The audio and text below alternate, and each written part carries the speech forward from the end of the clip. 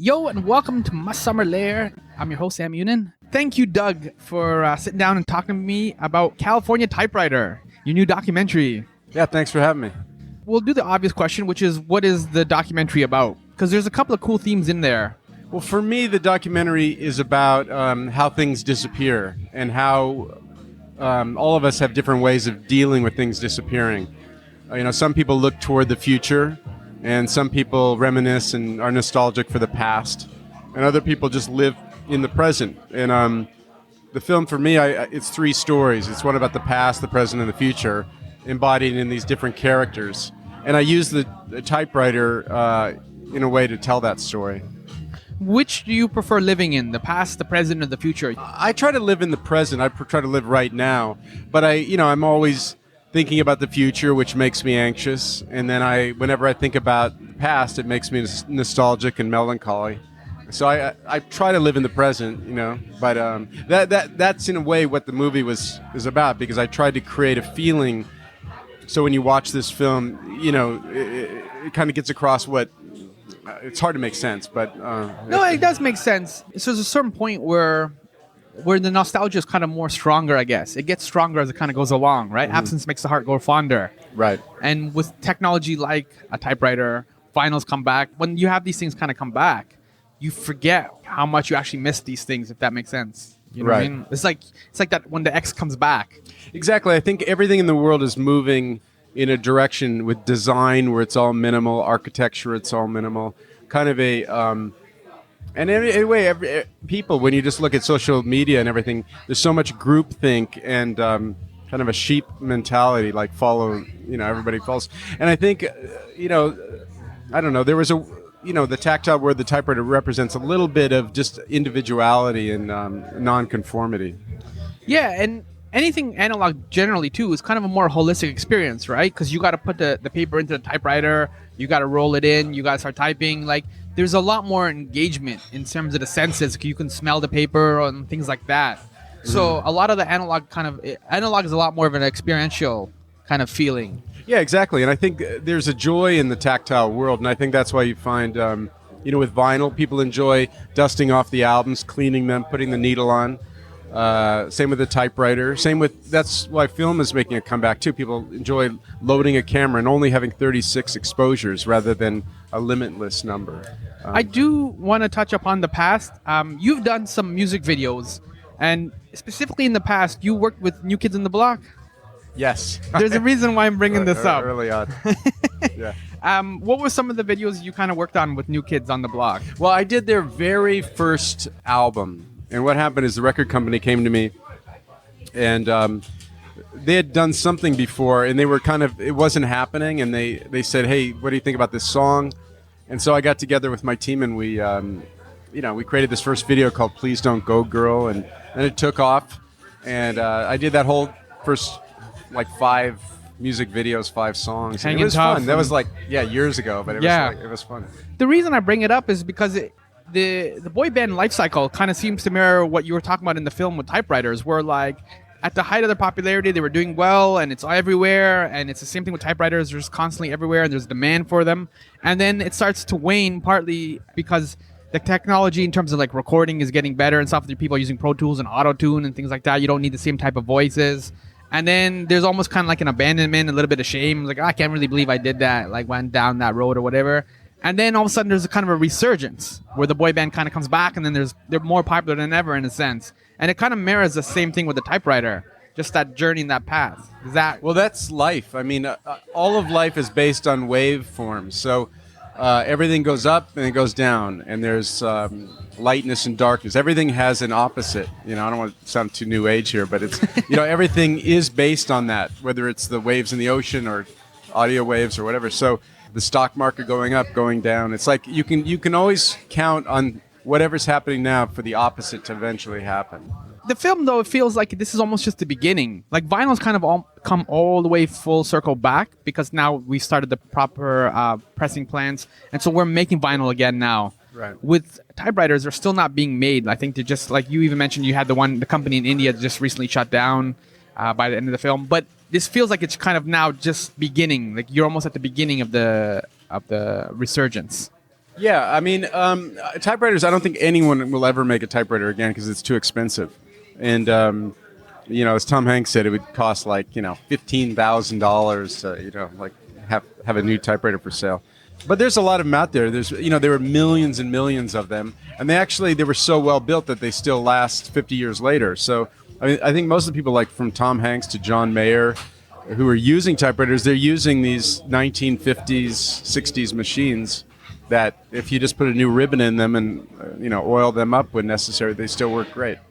The oil up part I want to talk about. Was his name Ken? The dude who Ken, was, yeah. Ken Alexander. Yeah, he was working in a store called California Typewriter, and he was repairing them. And that to me stuck out because we're not a repair type of society anymore. We kind of all walk around with our iPhones with the busted glass. And that was kind of like an old school mentality that almost seems to have faded as well. Like to go back and to want to repair something. We just kind of replace now. Well, yeah, we used to repair things a lot more. You'd buy a refrigerator, and if it wasn't working, you'd get it repaired. If a vacuum cleaner, whatever. Now we've become a throwaway society where, especially like printers, for instance, you buy a printer, it's not working, you just throw it away and buy a new one because it's too expensive to repair things.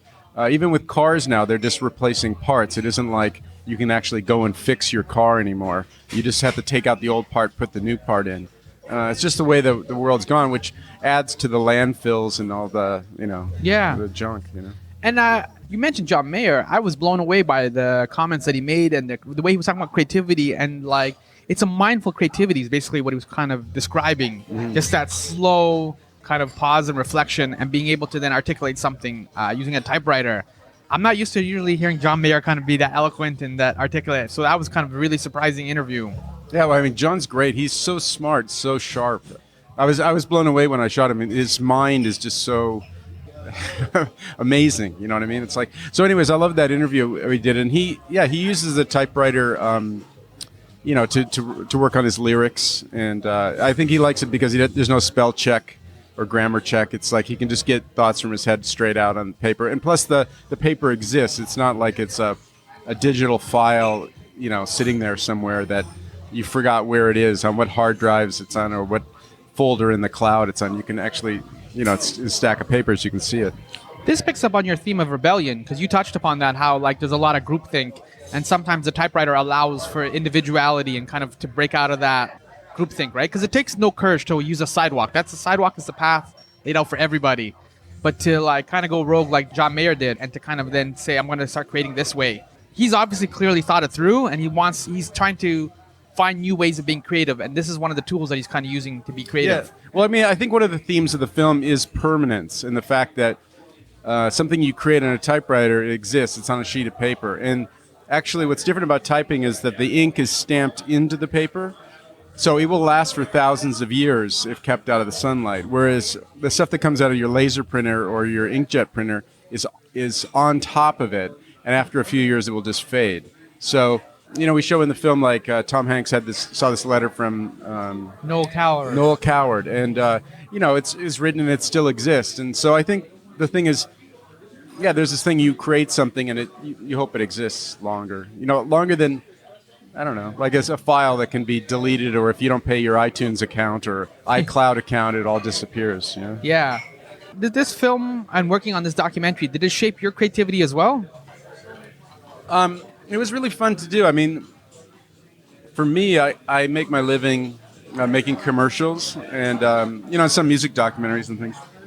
But for me, it was something that I did on my own between them. I paid for the film myself. I shot it, directed it, edited it, recorded the sound, pretty much did it all.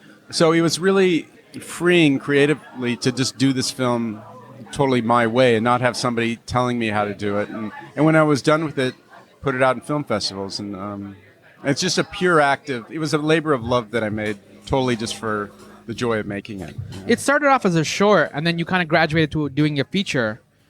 Along the way from short to feature, did you have a whole story in mind of what you want to kind of tell, or was it kind of evolving and then you would just kind of go down that road? The whole film was an evolution.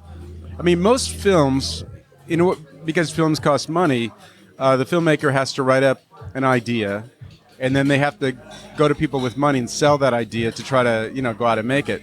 Well, since I self-funded it and it was just me, pretty much, I I shot the first thing at the shop, and then I slowly started meeting people. I met Jeremy Mayer, who walked in the shop. Jeremy told me about Martin Howard, and then it just evolved from there. I just followed people. I followed the stories where they led me, and it was just it was a total thing where I just put my faith in the creative process and just trusted that something would come out of this.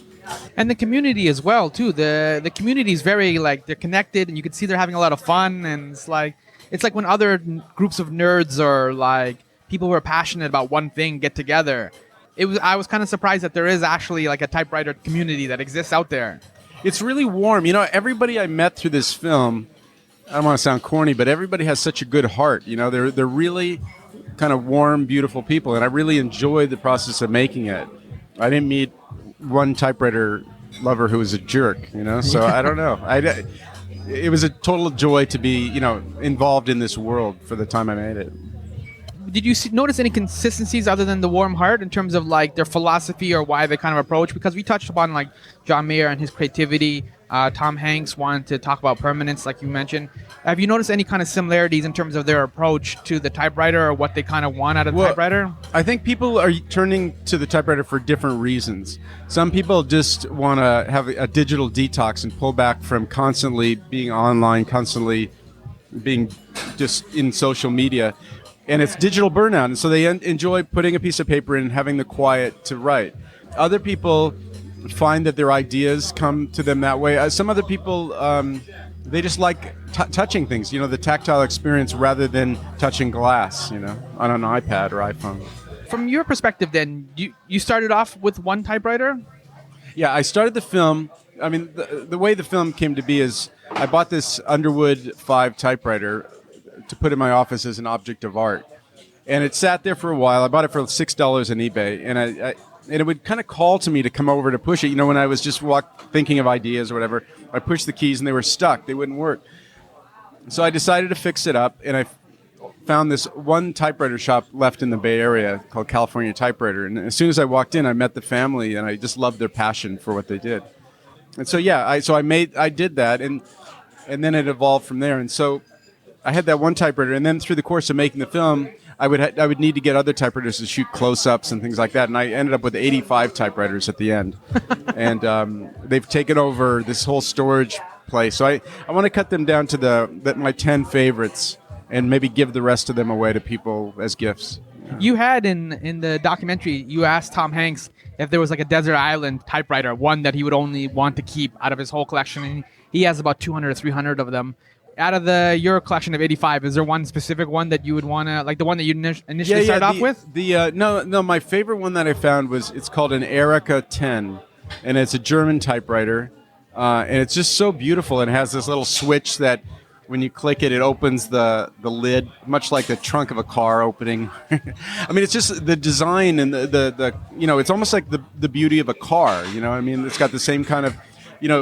Designers spend a lot of time working on the shapes and the curves of this, and it's a kind of a work of art. I enjoy it, and it types great, and I wrote letters to people on it. Yeah, the sculptor, Jeremy Mayer, he was really neat because like he was able to use a lot of the shapes that you're talking about and the curves and all those kind of things and properly incorporate them into his sculptures, into his work. And that was really neat to see because it's like, it's re-engineering the engineering, if that makes sense. Yeah, what Jeremy does, he destroys typewriters, takes them apart, much like an erector set, and turns them into a bunch of pieces that he reassembles. And a lot of his sculptures are android figures that are representing where he sees mankind going, part man, part machine.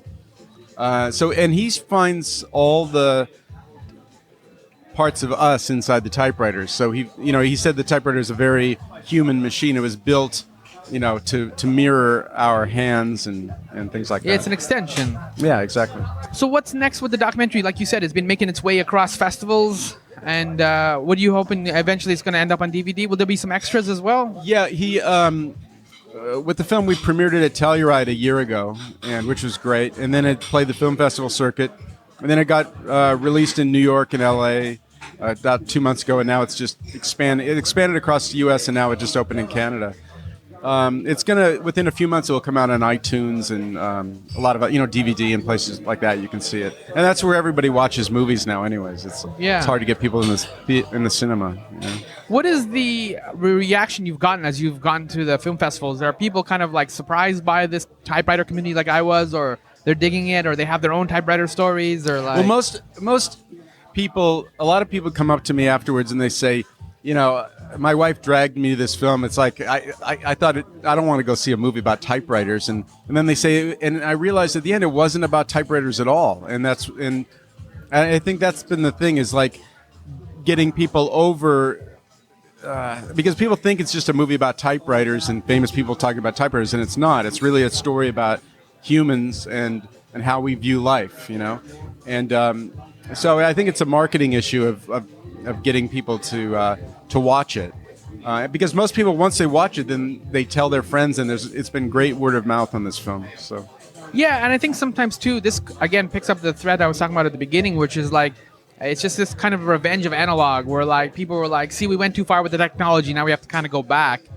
It is, in a sense, a market correction, right? It's like when a good band comes out with a great album, it's like it's a comeback album, right? And it kind of resets everything. And I think sometimes people think we don't need a reset. Like we could just keep going. We could keep adding iPhones and iPads and things like that. But we do kind of need a reset, which is what you were talking about with the digital detox. We always do. And I think when you go too far one direction, the bubble bursts and you go somewhere else. And that's what changes. And it's good to have that change, or else life would be really boring, When you traveled to a number of different countries, including India in the film, was there kind of a different reaction outside of North America to the typewriter, or to... Because it feels like some of the vinyl and some of the analog stuff is a little bit more North American based, or at least that's where our media kind of, that perspective. You know what I'm getting at?